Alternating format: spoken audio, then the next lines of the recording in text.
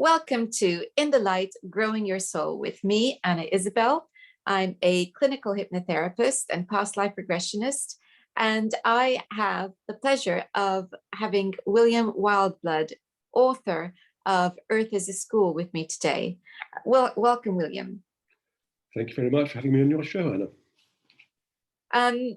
Earth is a School. Please tell us more. To understand that, we have to start thinking of ourselves in a different way to how we normally think of ourselves, not the materialistic way, but a completely spiritual way, because Earth is a school means it's a school for making spiritual beings into gods, quite simply. That's my idea. It's not my idea, it's what the school is for. So we have to understand that we exist independently of our physical being, which I think all spiritual people do understand, but the idea is that we exist in a spiritual form as a spiritual being. But on that spiritual level, we can't learn the lessons that we need because it is too nice, basically. There's no challenge. If you're living in a pure spiritual realm of love and peace and bliss, you're not challenged. You don't have this dualistic good and evil situation, which we do in this world, where innate qualities can be brought out. And that's what the schooling is about, eventually to make these spiritual beings, which start off as babies, really, spiritual babies living in a blissful condition, but unable to develop creatively until they come to an environment such as this one, this earthly environment, material environment, whereby their qualities, their potential qualities can be developed through the difficulties that we encounter in this world. I think I've been wrestling with this question for some time, and I think recently I've kind of understood that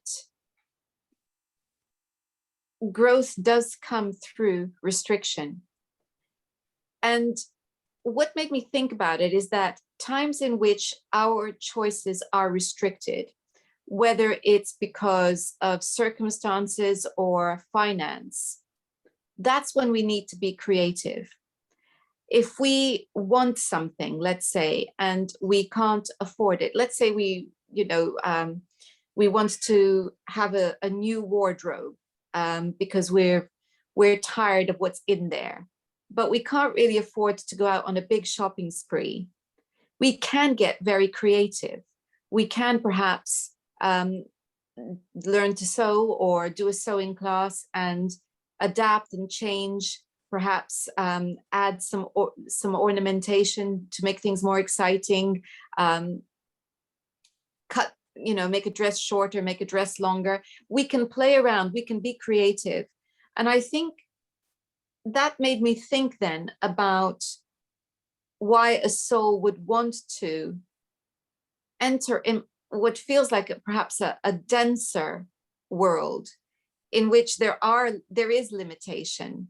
It's a means by which you test what you're made of, I guess. I think of it a bit like this. If you take a seed, if you just dropped a seed in the sunlight, it would just stay there. It would either be burnt up, or else it would just not grow. It would be sterile.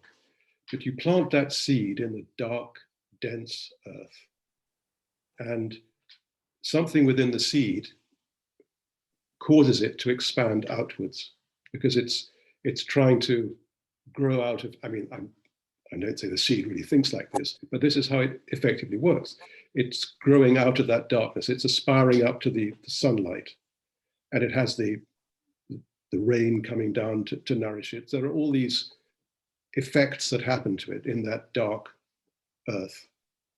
And eventually it grows up and it comes out of the ground and it develops into a beautiful plant, a flower, a tree, whatever it might be. But it can only do that. It's only grown to be that tree, to be that flower, because it was in the restricted, to use your word, environment that it began in. So this is a nourishing earth. It's why, I believe it's why we call it Mother Earth as well, because it's almost like a spiritual womb, this whole planet, which grows gods. I call them that, gods, small g, because I do believe that's what we are. We are, as the Bible says, created in God's image. And I think that's what that means. We have the potential to be fully creative, fully loving, fully individual. I think that's another important thing, the individuality that we all have. And that all that is developed through experience in this world, experimenting in this world, because that's what we do when we're in this life, and expressing ourselves. 3 X's, you could call them. And we can't do that on a purely spiritual level because, as I said earlier, there isn't a challenge to bring it out. There's nothing to struggle against. There's nothing to push against because it's spiritual. It's blissful. There's a oneness to it, whereby we are not called to do anything really. So you, in your book, you talk about having these amazing teachers, and I think perhaps it would be nice to hear about them. Right. Well, when I was 22, and I was at a somewhat a loose end because I was doing a job, but I had no interest in it. So I began searching for some kind of meaning to life. And I went to there's a metaphysical bookshop in London I used to go to occasionally, and I met somebody there. We began talking. We found we had mutual interests. And the long and the short of it was we eventually decided to lead a spiritual life together, whereby we would just pursue spiritual ends through meditation and what have you. And we used to meditate together every night. And one night, this person, he was called Michael, I'll use his name just because it's easier. He went into a deep trance and he began sounding the Hindu sacred syllable, the Om. And it was very loud and it went on and on and on. And I was very taken aback as to how he had the breath to do that. It just didn't seem humanly possible. It really didn't. And eventually he stopped. And there was a silence. And this silence was a silence that was full of something. It wasn't an empty silence, as silence can be. It was a silence that was pregnant with meaning. And out of that silence, this voice spoke through Michael. He was completely entranced. The voice wasn't him. And it spoke very simple words, really, just saying, first of all, that he was pleased Michael and I had made the decision to leave together. This was their intention. He used the word there. And we should pursue this life. And that was the beginning of it all. And thereafter, he and others like him would speak to me mostly about my own spiritual lessons to be learned in this life. And they would tell me various things pertinent to that.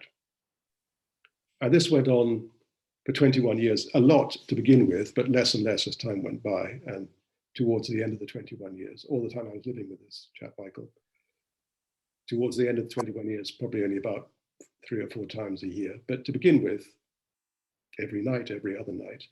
And my first book, Meeting the Masters, is about the first year when I kept notes as to what they said to me. And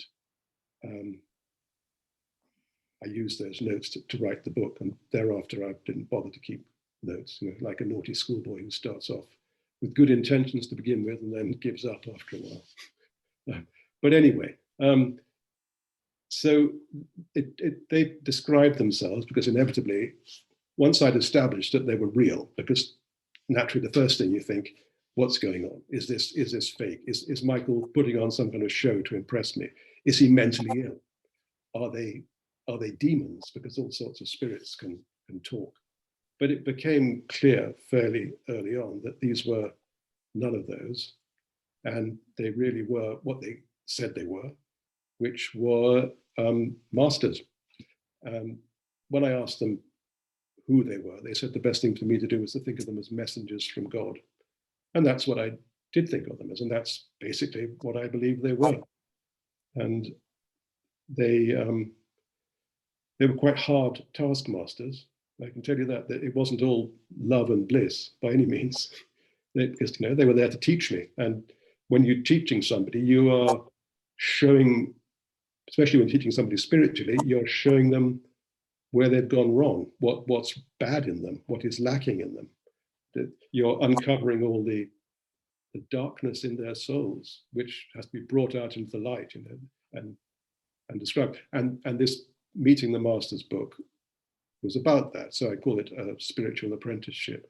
And Earth is a School, this new book, although it's mostly about the idea of Earth being a school, the last chapter is a section whereby I describe the meeting with these teachers and include transcripts of some of the talks they gave me, some that might be of more general and personal interest. It's quite a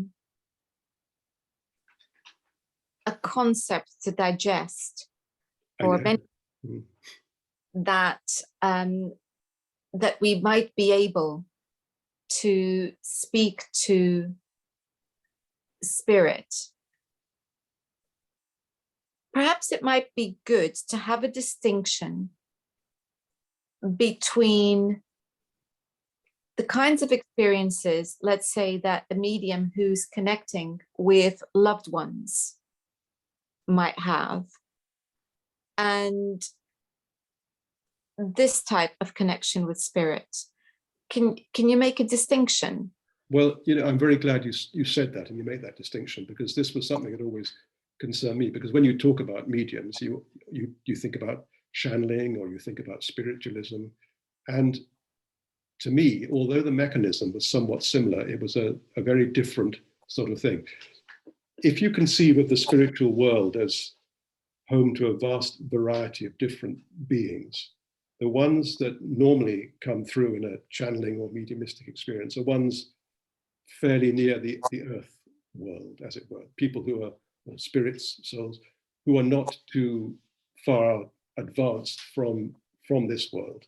And so, although you can have some information from them, it's not necessarily very profound.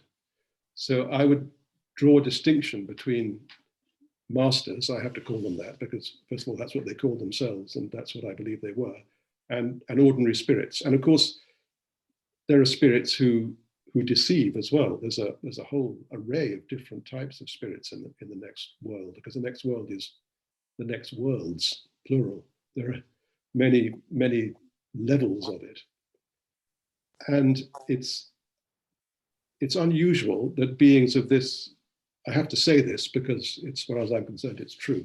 It's unusual that beings of this caliber speak in this way, because what they normally do, and they're trying to bring the whole of humanity up. It's not just aimed at individuals, it's aimed at the world. What they normally do is speak on a spiritual level, which means, as the masters told me they sought to do with me as well, and as I believe they do with me now, is they try and impress the mind, and then it's up to you to receive that impression and translate it into a verbal form, because true spiritual communication is non-verbal. And I believe they only probably spoke to me in this way because I was a bit of a spiritual dullard and needed a helping hand to begin with. But it was made quite clear that this was a privilege and not something to be taken for granted, but also something that to go beyond, and the real spiritual communication, which would always exist, would be on a spiritual level, because what they're trying to do is not just give us information, because information you can get from a book. They're trying to bring us up to the spiritual level themselves, so that our minds function intuitively. And so we have a mind connected to the mind of God, for want of a better phrase.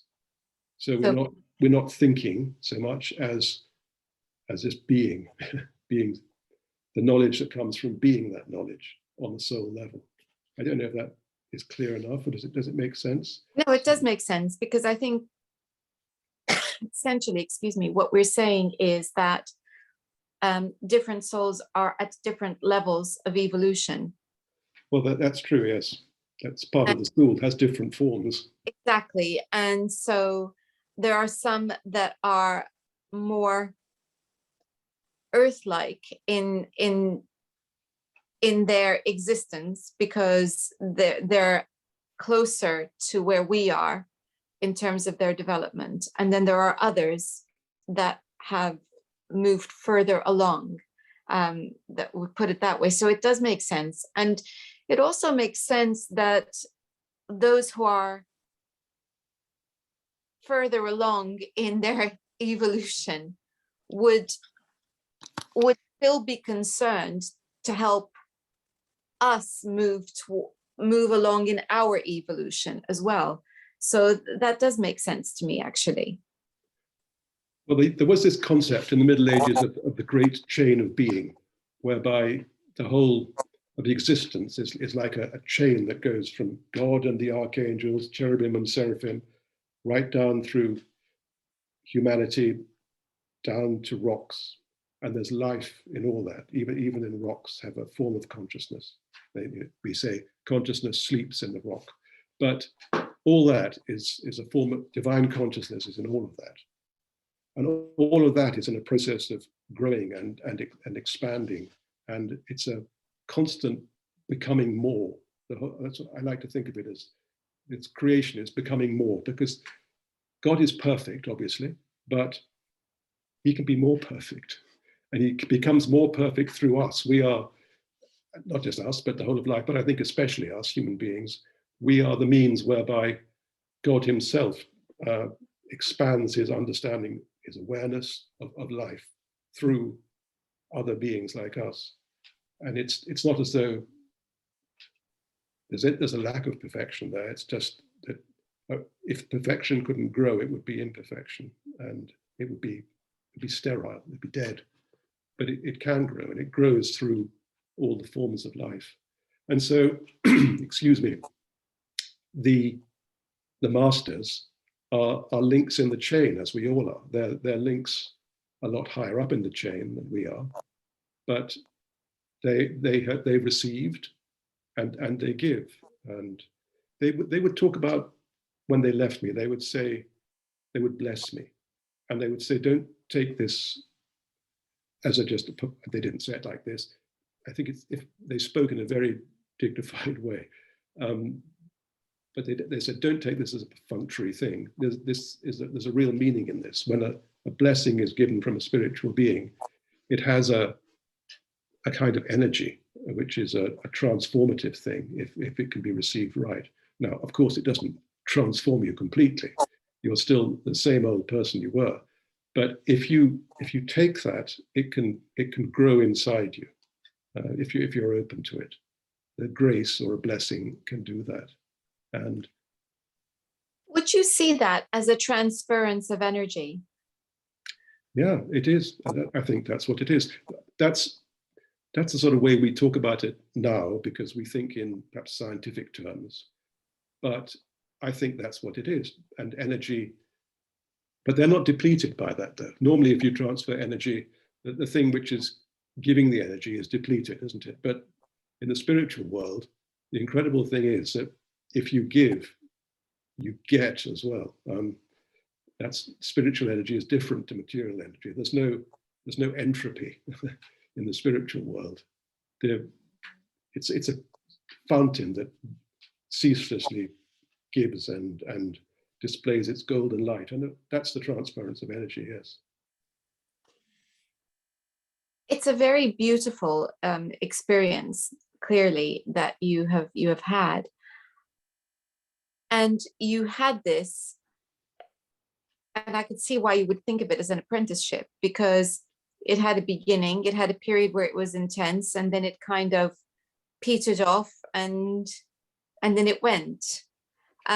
It went outwardly. I do believe it's still going on inwardly, and I also believe it's going on for everybody, or everybody who is serious about pursuing a spiritual life. Because in my case, I was fortunate that this happened in outwardly.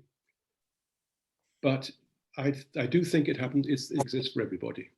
And as I believe it is ongoing for me now, it's ongoing for everybody. So what would you recommend would be a good way for people who are wanting to find a better connection, or to create a better connection, or perhaps to embark on their own quest for meaning and understanding? What would you recommend people do to start with? Ask questions. That's the first thing to do. Don't rest content with the obvious. Always seek to go a bit further. There is the simple traditional spiritual practices of meditation and prayer are important. I think one of the things we should do, my second book was called Remember the Creator, which was one of the things the masters told me, because at the time I was very interested in meditation, and I thought, I'll close my eyes, I'll meditate, I'll dissolve into bliss, blah, blah, blah. They said, that's good, do that, but it's important you remember the Creator, because God exists, the Creator exists. So I think it's something that modern people tend to forget a little bit. We often have spirituality without God, because we think human growth potential, we can become spiritual on our own. I don't think we can. I think we can achieve certain things like that, but ultimately there is a Creator. So one of the things, to go back to your question, I think we should do is to look at the world as a creation. And when you look at the world as a creation, it does come alive. And you look at the world not just as something that's been built, but something that's still being created every moment of the day, every instant. It's the creative process is ongoing. That's why now we're always talking about the environment, aren't we? And I don't like that word, because I think that's a sort of dead word. I don't think it's got spiritual vitality to it. I mean, it's fine, but it doesn't really describe the situation at all. And I think if we look at the world as a creation, as the creation, and get this idea that creation is happening every instant, there is this inner fire in everything, then we start to look at things differently. And we start to understand there's an intelligence, that the universe has a mind and a heart. Because cliche as it might be, love is the background to everything. That's something the masters never stopped telling me. No, and I think, the way that you're talking makes me think of the indigenous peoples and the way that they see the world. Yes. And the fact that it's that everything is alive with, and so to think of it as creation itself, I think it's to think of it as something that's alive, and yes, they talk about the environment. I like to think about it as nature, because nature is alive and everything within it is alive, and therefore it's sacred. And I think that when we start considering that everything is sacred, I think the invitation to treat it with a greater respect automatically comes in. So I like your indication of where to start, and I like that God is part of it, because I think that's about divinity and understanding that we are part of something, that we are divine, we are connected to the divine, and that's a great starting place. So for that, I thank you, William. Well, that's a start, you see. And then when it's all a question about being open to things, because I do believe that the spiritual teachers in the higher worlds are desperate to get through to us. And all we have to do is to open our minds and hearts towards that that reality, and that then they will be not filled, that's a little bit over optimistic, but we'll be given things to bring us a little bit further along. Not too much, because there are so many stories of people who are given too much, it goes to their heads. There's a thing called inflation, whereby people have wonderful spiritual experiences. They think, wow, I'm God, but you're not. And you will have to come back down to earth. And so we're not given too much at a time necessarily, but it's also a question of understanding this world is not meant to be the world of, and this goes back to the earth as a school idea, not necessarily meant to be all happiness and joy, because there is training here, there is work here. That's what we're here to do. We're here to work and to learn. And so if we're just given blissful experiences all the time, we're not going to learn anything. It's rather like when it says in the Bible that it's harder for a rich man to get to heaven than a camel through the eye of a needle. You can have spiritual riches too. And if you have too much in the way of spiritual riches, I mean spiritual experiences, bliss and love and all the rest of it, then that's not going to, you're not going to learn much more. You're going to stop where you are. And so we have to realize that life is not all happiness, and it's not meant to be. Naturally, we should try for happiness. Certainly, there's nothing wrong with happiness. But there's going to be dark times, and we should accept that, because the essence of spirituality is not to demand things, but to just be grateful for what you're given. Gratitude is so important.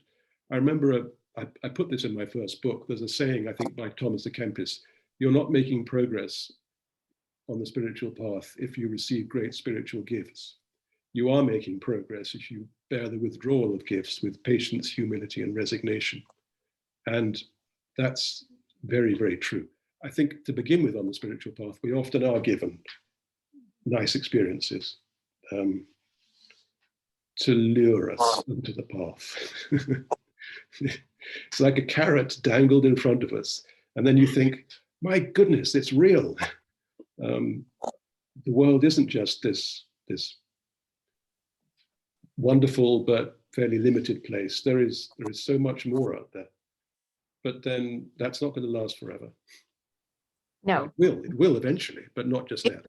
Yes. And so here we are. Your book, Earth is a School, is a wonderful invitation for everyone to get started. And I will put a link to it on the description box, along with the link to an interview that's more about you and your life on Life Astrologer as well. If people wanted to get in touch with you, or do you have a website, William, so that they could learn more about your work? I have a blog. It's called Meeting the Masters. I think if you just put in Meeting the Masters, William Wildblood, that's the advantage of my name. There aren't many William Wildbloods out there. It's called Meeting the Masters, this blog, and I do about 4 or 5 pieces a month on it, I think. Wonderful. And I'll look to put a link to that as well as to the book. William, thank you so much for your time today. Thank you, Anna. Thank you very much indeed for having me on your show. I've enjoyed our talk. And thank you all for watching. Next time, we're going to be talking about visualization and the power of visualization to help us to perhaps lift our spirits. Until then, goodbye.